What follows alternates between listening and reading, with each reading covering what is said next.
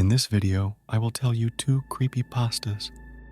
A creepypasta is a short horror story intended to send shivers down the listener's spine. But first, make sure to like the video and subscribe so you never miss a scary story. The Bus. As I ventured deeper into the dark and eerie forest, the silence enveloped me like a shroud.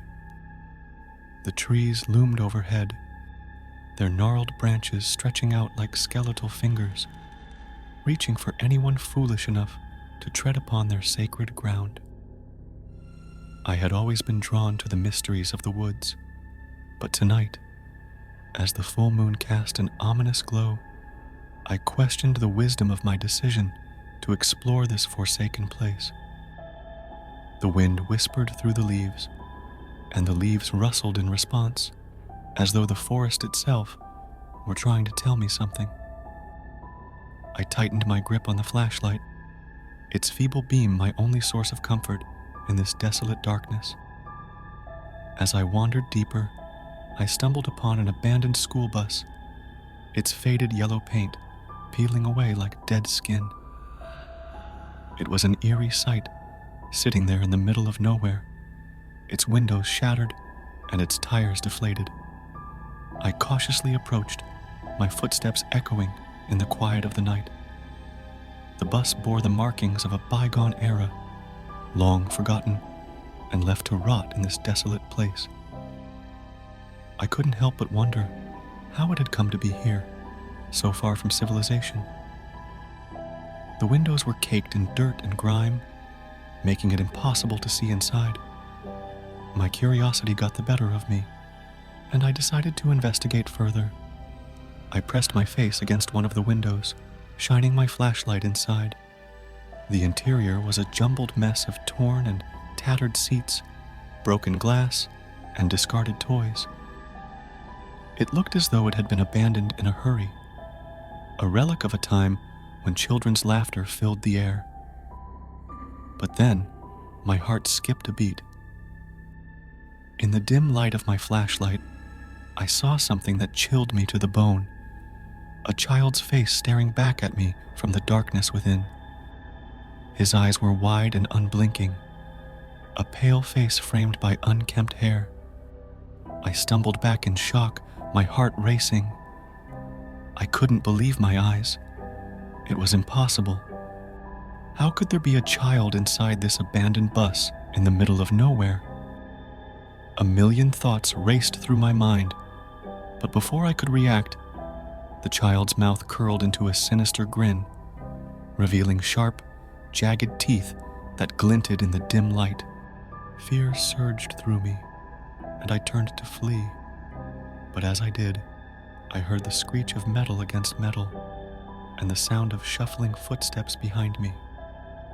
I glanced over my shoulder and saw the child emerging from the bus, his body contorting in unnatural ways as he crawled out, his limbs twisting and elongating with each movement. I ran as fast as my legs could carry me, the forest closing in around me, the trees seeming to reach out and grab at me with their gnarled branches. I could hear the child's eerie laughter echoing in the distance, growing closer with each passing moment. I stumbled over roots and rocks, my breath ragged, my heart pounding in my chest. The forest seemed to stretch on endlessly, as though I were trapped in a never-ending nightmare. The child's voice whispered in my ear, his words chilling my soul. Come back, he taunted, his voice a haunting melody of innocence and malevolence. I couldn't escape him. No matter how fast I ran, he was always right behind me, his presence a looming shadow in the darkness. I could feel his cold, bony fingers brushing against my skin, sending shivers down my spine. And then, just when I thought I could run no more, I stumbled upon a clearing in the forest. In the center of the clearing stood an ancient, gnarled tree, its branches reaching out like skeletal hands. I had no choice but to stop and catch my breath. As I turned to face my pursuer, the child emerged from the darkness once more, his eyes glowing with an otherworldly light. He advanced toward me, his footsteps slow and deliberate. "Play with me," he hissed, his voice a grotesque mockery of a child's plea. I backed away, my back pressed against the ancient tree, its bark rough against my skin. There was no escape. The child's twisted smile widened, and he lunged at me, his fingers outstretched, ready to claim me. In that moment of sheer terror, I woke up, drenched in sweat and gasping for breath. It had all been a nightmare, a vivid, horrifying dream that felt all too real. The forest, the abandoned bus, the sinister child, they were all figments of my imagination, born from the depths of my darkest fears. But as I lay there in the darkness, I couldn't shake the feeling that something had followed me back from that dream. Something that lingered just beyond the edge of my consciousness, waiting for the next opportunity to haunt my nightmares once more. This was the first story. Let's proceed to the second. The camp. The sun dipped below the horizon as the children arrived at the remote campsite, nestled deep within the dense, ancient forest. Their excitement was palpable as they set up their tents, their laughter filling the crisp evening air. It was to be a week of adventure and camaraderie under the watchful eyes of the adult supervisors. The days passed by uneventfully as the children explored the woods, swam in the crystal clear lake, and sang songs around the campfire each night. But as the sun set on the fourth evening, a subtle shift in the atmosphere cast a shadow of unease over the camp. Gathered around the campfire, the children eagerly listened to one of the adult supervisors, Mr. Roberts, as he prepared to tell a spine-tingling tale of the forest. The flickering flames cast eerie shadows on his face, and the crackling of the fire served as an eerie backdrop to his story.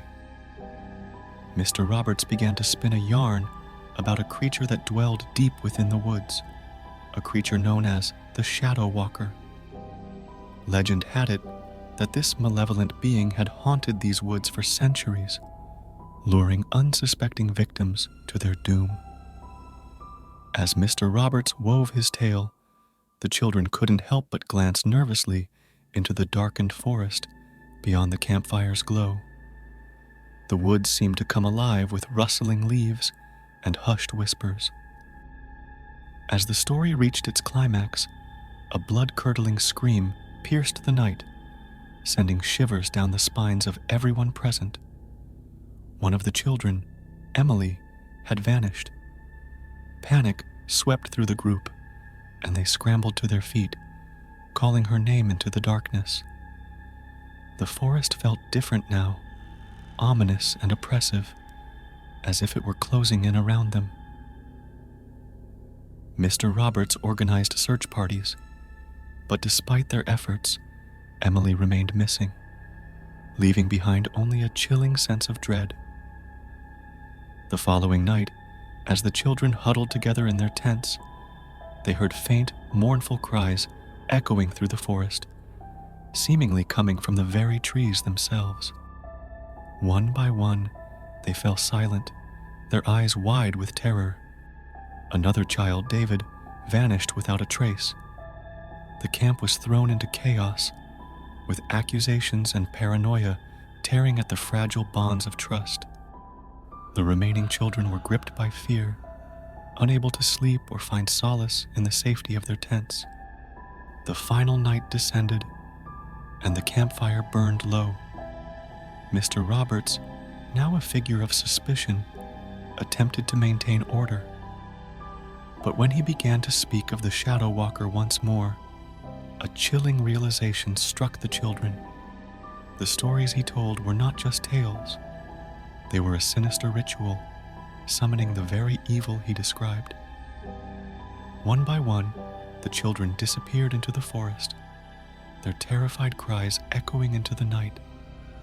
The adults, gripped by a malevolent force, stood frozen as the campfire flickered out. The forest reclaimed its silence, leaving behind a haunting, empty campsite.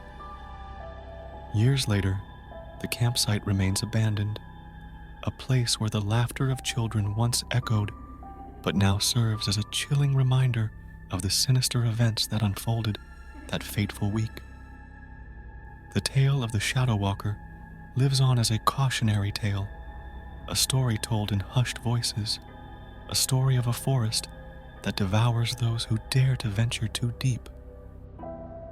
If you enjoyed these stories, you could support me by leaving a like and subscribe on my channel. This will help me a lot. I hope to see you in the next scary bedtime story.